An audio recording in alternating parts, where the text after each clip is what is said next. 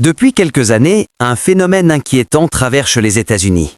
Un phénomène dont on parle peu, mais qui touche désormais des millions de familles. Le regret d'avoir acheté une maison. Ce qui devait être le symbole ultime de stabilité, d'accomplissement et de réussite personnelle est devenu pour beaucoup un fardeau, une source d'angoisse et parfois même un piège financier inattendu. Derrière chaque façade impeccable et chaque quartier résidentiel parfaitement aligné, se cachent désormais des histoires de sacrifices, de dettes et de remords silencieux. Ce qui frappe d'abord, c'est l'ampleur du phénomène. Une étude nationale récente révèle que près de 3/4 des primo-accédants américains regrettent leur achat. Ce chiffre vertigineux ne reflète pas seulement des décisions mal évaluées, il montre une fracture profonde entre le rêve immobilier américain et la réalité. Beaucoup ont acheté sous pression, poussés par la peur de manquer une opportunité, encouragés par des agents, des proches, ou simplement par l'idée que devenir propriétaire était la seule voie à suivre pour être considéré comme établi. Mais une fois les clés en main, la vérité s'impose brutalement. Pour la plupart, ce sont les coûts cachés qui provoquent le choc initial. Des réparations imprévues, des défauts de construction dissimulés, des systèmes vieillissants ou des rénovations indispensables coûtant des milliers de dollars. Les maisons neuves ne sont pas épargnées. De plus en plus de propriétaires découvrent que certaines habitations, construites trop vite pour répondre à la demande massive, présentent des problèmes structurels dès les premières années. Fissures, infiltrations, isolation médiocre, matériaux bas de gamme. Les développeurs ont privilégié la vitesse plutôt que la durabilité, laissant les nouveaux propriétaires face à des dépenses inattendues. Derrière ces dépenses se cachent souvent des situations plus sombres. Une grande proportion des acheteurs constatent que leurs finances se sont détériorées après l'achat. Les mensualités du prêt, combinées aux assurances, aux taxes foncières et à l'entretien régulier, engloutissent une part énorme de leurs revenus. Là où ils imaginaient liberté et sécurité, ils découvrent une pression constante, une obligation de travailler davantage, de réduire les dépenses et parfois même de prendre des emplois supplémentaires pour simplement rester à flot. Certains couples expliquent que leur maison est devenue un élément de tension, un sujet de dispute permanent, un poids émotionnel qui s'ajoute à la fatigue quotidienne. Mais au-delà du fardeau financier, un autre facteur joue un rôle encore plus destructeur, le sentiment d'avoir été trompé. Beaucoup d'acheteurs affirment avoir payé bien trop cher dans l'euphorie du marché immobilier récent. Des maisons médiocres se sont vendues à prix d'or, souvent au-dessus du prix demandé, simplement parce que le marché était en ébullition. Aujourd'hui, alors que les prix se stabilisent ou reculent dans certaines régions, ces mêmes propriétaires réalisent qu'ils ont acheté au moment le moins favorable. Et pour ceux qui ont emprunté avec des taux d'intérêt particulièrement hauts, la douleur est encore plus profonde. Chaque mois, ils voient une grande partie de leur paiement partir dans les intérêts sans réellement réduire le capital du prêt. Ce sentiment de désillusion est renforcé par un autre élément. L'entretien d'une maison demande du temps, de l'énergie et des compétences que beaucoup n'avaient pas anticipées. Chaque panne, chaque fuite, chaque complication devient une dépense émotionnelle. Un climatiseur qui lâche en plein été peut coûter plusieurs milliers de dollars à remplacer. Une toiture vieillissante peut nécessiter 15 000 dollars au plus. Les taxes foncières augmentent presque chaque année.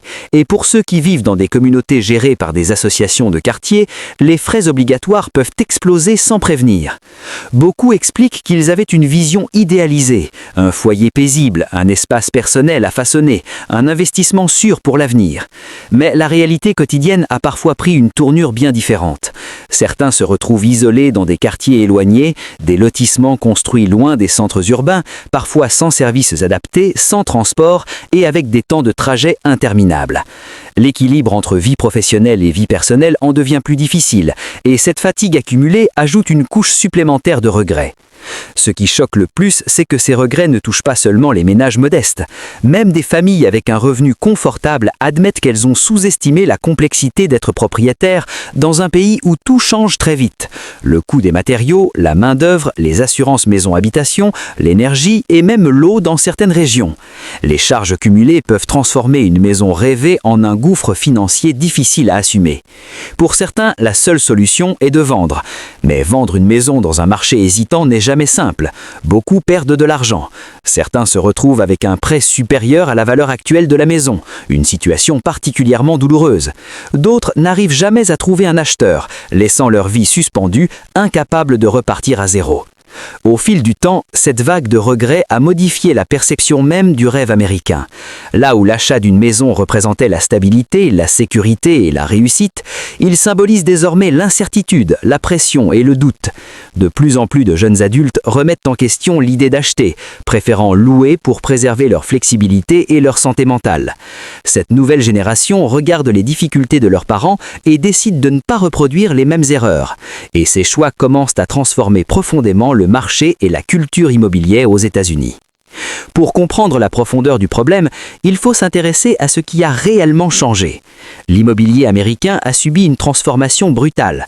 Inflation du prix des matériaux, explosion de la demande, baisse de l'offre, spéculation massive, puis retour au calme avec des taux d'intérêt historiquement hauts. Ce cocktail a créé un marché instable où des millions de personnes ont acheté dans l'urgence avec l'idée que les prix ne cesseraient jamais de monter. Beaucoup ont signé précipitamment, sans vérifier l'état réel de la maison, sans faire d'inspections approfondies, ou en acceptant des compromis trop importants simplement pour ne pas perdre la maison face à un autre acheteur. Aujourd'hui, ces compromis deviennent des regrets. Les petites anomalies cachées deviennent des réparations coûteuses. Les matériaux médiocres vieillissent plus vite que prévu, et dans certains cas, les propriétaires réalisent que leur maison n'est pas construite pour durer. Les constructeurs ont été submergés par la demande et la qualité n'a pas toujours suivi. Mais ce n'est qu'une partie du problème. Le poids des prêts immobiliers à taux élevés est devenu une bombe silencieuse. Ceux qui ont acheté lorsque les taux dépassaient 7% se retrouvent piégés dans des mensualités qui grignotent la majeure partie de leurs revenus. Ils ne peuvent pas refinancer car les taux n'ont pas suffisamment baissé. Ils ne peuvent pas vendre car le marché est moins dynamique. Ils ne peuvent pas déménager car leur budget est verrouillé par leur propre maison. Ce sentiment d'être piégé est l'un des grands facteurs émotionnels du regret. Dans certaines régions, les taxes foncières ont bondi de façon dramatique, réduisant encore davantage le pouvoir d'achat des propriétaires. Les assurances maisons, surtout dans les États exposés aux catastrophes naturelles comme la Floride, la Californie ou le Texas, ont explosé, doublant parfois en quelques années. Beaucoup de familles expliquent qu'elles n'avaient pas anticipé ces hausses constantes. Leur budget, déjà fragile, s'est retrouvé submergé. Une autre source de regret vient du fait que certains propriétaires réalisent que le mode de vie qu'ils imaginaient ne correspond pas à la réalité.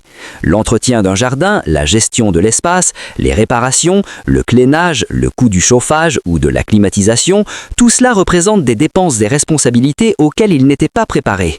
Posséder une maison, ce n'est pas seulement avoir un toit, c'est devenir gestionnaire d'une mini-entreprise à ciel ouvert, avec des dépenses régulières, imprévisibles et parfois lourdes. Et puis, il y a l'aspect émotionnel, la pression sociale. Beaucoup ont acheté pour faire comme les autres, parce qu'ils voyaient leurs amis devenir propriétaires, parce qu'on leur répétait que louer, c'était jeter son argent par la fenêtre. Aujourd'hui, ils ressentent le poids de cette décision prise sous influence. Un poids encore plus lourd lorsqu'ils comparent leur situation financière à celle des locataires qui aujourd'hui vivent paradoxalement plus sereinement qu'eux. Pour les familles qui ont des enfants, l'impact est encore plus profond. Un budget trop serré signifie moins d'activités, moins de vacances, moins de flexibilité. Certains parents avouent qu'ils culpabilisent. Ils pensaient offrir une maison à leurs enfants, mais se rendent compte qu'ils ont réduit leurs opportunités à cause des charges trop lourdes. D'autres constatent que la maison qu'ils ont pu se permettre se situe dans des zones moins sûres ou avec des écoles moins performantes que ce qu'ils espéraient. Pourtant, malgré ces difficultés, beaucoup hésitent encore à revendre. La revente d'une maison est émotionnelle, c'est admettre que le rêve s'est transformé en erreur, c'est admettre publiquement un échec financier. Et ces décisions, souvent douloureuses, retiennent beaucoup de familles dans une situation qui les épuise mois après mois.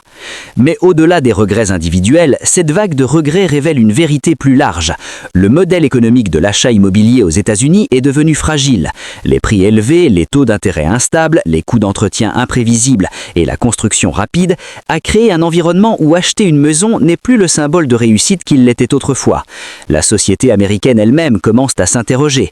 Faut-il repenser la manière dont on accède à la propriété? Faut-il encourager d'autres formes de logement? Faut-il mieux protéger les acheteurs contre les coûts cachés?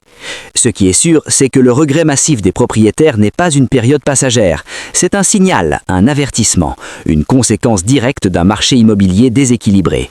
Et tant que ces problèmes structurels persisteront, l'histoire de millions d'Américains restera la même. Une maison achetée avec espoir, mais vécue dans le silence d'un regret profond.